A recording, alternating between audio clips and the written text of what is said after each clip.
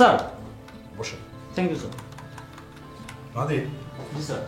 আমার হাতে একটা ফাইল এসেছে। কোর্ট আজকে পুলিশ থেকে ট্রান্সফার করে ডিবিতে পাঠিয়েছে। স্যার কোনটা? স্বামী হত্যার কেস? স্যার কয়দিন আগে যে কিলিং হয়েছিল সেটা?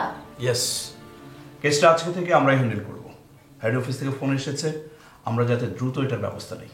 প্রয়োজনে আজকে থেকে আমরা মুভ করবো কেসটা নিয়ে। No problem sir. ওয়েল শুনেন, এই ফাইলটা আপনারা দুজনে ভালোভাবে পর্যবেক্ষণ করেন। এই কেসের মেরিট কি সেগুলো যাচাই করার চেষ্টা করেন। আমরা আজকে থেকে মুভ করব। Okay sir. অবশ্য আমার আগে পুলিশ সাব ইন্সপেক্টর ফারুক সাহেব এই কেসটা নিয়ে কাজ করেছেন। যদিও এখন আর ওনার কিছু করার নেই, তারপরও তদন্তের সাথে যদি আপনারা মনে করেন ওনার সাথে কথা বলে নিতে পারেন। ওকে স্যার, আমি ওনার সাথে কথা বলে নিব। ওকে, তাহলে আমরা কিছুক্ষণ পরে আবার বসবো। Yes sir. জানো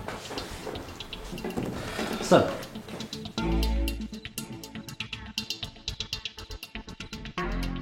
ভাইজান, হঠাৎ তুমি কি মনে করে? আর বলিস না, নিজাম ফোন করেছিল, সেজন্য চলে আসলাম। নিজাম ফোন করেছিল? হ্যাঁ, কেন তুই খুশি হসনি? তা কেন হব না, তো কেন আসতে বলেছে কিছু বলেনি? সেটা কিছু বলেনি, বলে ভাই আপনার সাথে জরুরি কথা আছে। তাছাড়া আমিও চিন্তা করে দেখলাম তোকে অনেকদিন দেখা হয় না, বাস প্রিয় বোনটাকে দেখার জন্য তাড়াতাড়ি চলে আসলাম। এসেছো, ভালোই হয়েছে। তো কিছুদিন থাকবা তো? আসছি, দেখা যাক কি হয়। কেন আমি আসাতে তুই খুশি হসনি? তা কেন হব না, তুমি এসেছো ভালোই হয়েছে। তো থাকবা তো কিছুদিন? হ্যাঁ, নিজাম যখন আসতে বলেছে, দেখি কি করা যায়, কদিন থাকা যায়। নিজাম কি কারণে তোমাকে আসতে বলেছে কোনো ইঙ্গিত দেয়নি? না, তা কিছু বলেনি। আচ্ছা, তোদের মধ্যে কি কোনো সমস্যা হয়েছে? না না, সমস্যা কেন হতে যাবে? নিজাম তো কোনো কারণ ছাড়া তোমাকে আসতে বলেনি নিশ্চয়ই। আসছো যখন কিছুদিন থাকবা তো, তাই না? না, নিজাম যখন আসতে বলেছে হয়তো কিছু একটা বলবে, কি বলে শুনি, তারপর ভেবে দেখা যাবে থাকবো কি থাকবো না। ভাবি, রাজু, তিন্নি এরা সবাই ভালো আছে? হ্যাঁ, সবাই ভালো আছে। ওরা তো সবাই তোর কথা বলে। রাজু আর তিন্নিকে সঙ্গে করে নিয়ে আসতে পারতে। আর কীভাবে সঙ্গে করে নিয়ে আসবো? ও যেভাবে জরুরিভাবে ফোন করলো, আমি তাই তাড়াতাড়ি চলে আসলাম। এসে যখন পড়েছো ভালো করেছো, এখন আমার সাথে আসো। ওকে। কি ব্যাপার দুলা ভাই, কি হয়েছে? বসে এইভাবে আমার দিকে এত বড় বড় চোখ করে ভিলেনের মতো তাকিয়ে আছেন, কোনো কিছু হয়েছে নাকি? হ্যাঁ, হয় নাই কি, অনেক কিছুই হয়েছে। ভিলেনগিরি তখন পর্যন্ত দেখাই না। ইচ্ছা করতেছে কি জানো, ভিলেনের মতো কলজার মধ্যে দুইটা ঘুষি নামাইরা গালে দেই, 50-50 100 থাপ্পড় দিই দুই গালের মধ্যে। গুনে গুনে 100টা চর মারবেন? একটাও কম বেশি না? একটাও কম বেশি না, 100টাই মারতাম। কিন্তু সমস্যা হয়েছে অন্য জায়গায়। সমস্যাটা কি, আমি তোমার ভগ্নিপতি, তোমার বোনের জামাই, ওই কারণেই মারতে পারতেছি না, নাহলে এতক্ষণে বসায় দিতাম।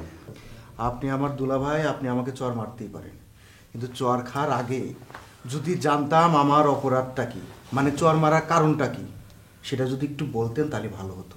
কোনো কারণ ছাড়া কেউ কারো চর মারে না, মানে নিশ্চয়ই তোমার দুলাভাইয়ের কাছে এমন কোনো অন্যায় করছো যার কারণে সে তোমার চর মারতে চাইছে। আরে মামা, আমি তো সেটাই জানতে চাচ্ছি, আমার অপরাধটা কি। এই মাত্রই বাইরে থেকে এসে এখানে বসলাম, এর মধ্যে আপনারা দুজন যেভাবে অভিযোগের বস্তা নিয়ে আমার সামনে দাঁড়িয়েছেন, তাতে মনে হচ্ছে আমি বিরাট কোনো ক্রাইম করে এসে এখানে বসেছি। মনে হচ্ছে আমি কাউকে খুন করে এসেছি। হ্যাঁ, তাই তো তেলের মতো করে কথা বুঝাই দিতেছো মামারে, তাই না? তুমি যদি খুন করে আসতো তাও তো ভালো ছিল। তুমি যেটা করছো সেটা খুনের চাইতেও ভয়ঙ্কর। সিসি মানে এইরকম একটা কাজ করতে তোমার একটু লজ্জা করলো না?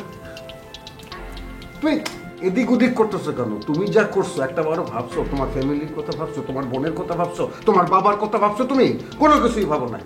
তুমি যা করছো সেটা মনে হয় যে কি বলবো মামা, আমার তো মাথা কিন্তু গরম হয়ে আছে এখন, যে ও যা করছে যেটা কোনো কিছুর মধ্যে পরে একটা বার ভাবলো না ফ্যামিলির কথা, মান সম্মান একটা বারও ভাবলো না।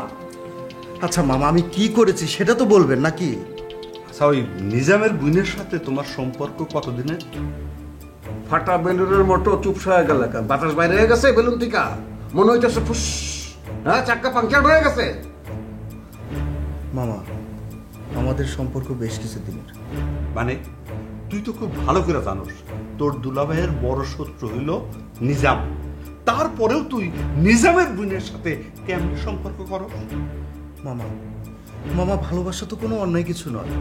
তাছাড়া রুথির ভাই যদি কোনো অন্যায় করে থাকে, সে দায়ভার তো রুথির নয়।